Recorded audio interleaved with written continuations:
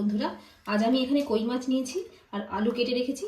কই মাছ আর আলু দিয়ে একটা পাতলা পাতলা করে ঝোল করব। কড়াই গরম হয়ে গেছে, এবার তেল দিয়ে দিচ্ছি। এবার তেল গরম হয়ে গেছে, মাছগুলো ভেজে নেব।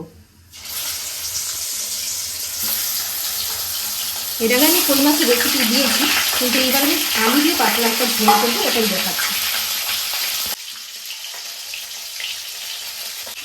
মাছগুলো এবার উঠিয়ে রাখবো।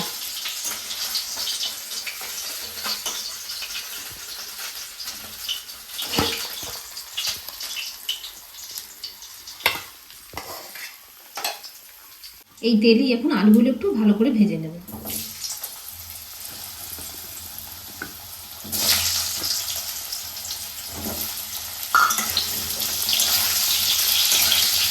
সামান্য একটু লবণ দিয়ে দিচ্ছি।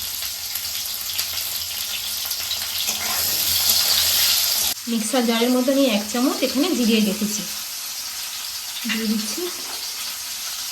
5-6টা মতো শুকনো লঙ্কা নিয়েছি, ওটাও দিয়ে দিচ্ছি।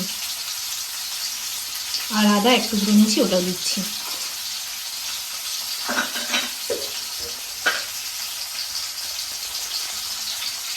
আর একটু হলুদ গুঁড়ো দিয়ে দেবো, একসঙ্গে সব বেটে নেবো।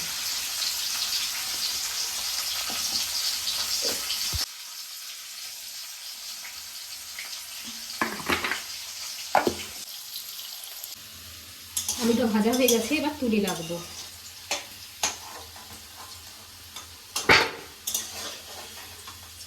সাদা জিরে একটু ফোড়ন দিচ্ছি আর 2টো তেজপাতা দিয়ে দিচ্ছি।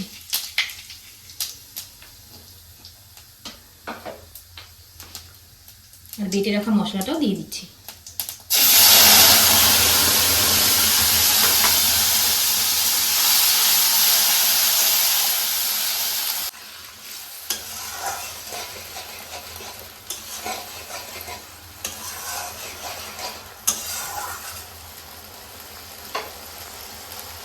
এবার আলুগুলো দিয়ে দেবো,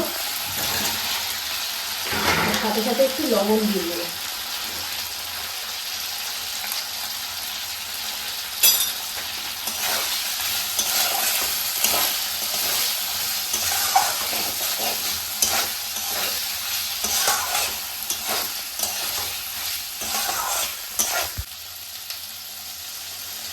দিয়ে দিচ্ছি,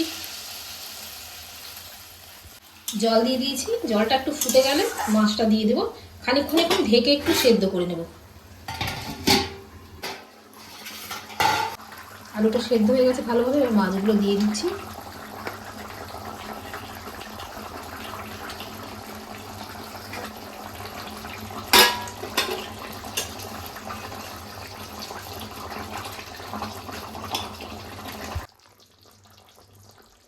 তৈরি হয়ে গেছে বন্ধুরা আমাদের আলু দিয়ে আর কই মাছ দিয়ে একটা ঝোল। ভালো লাগলে একটি লাইক করবেন এবং আমার চ্যানেলটা ফলো করে দেবেন।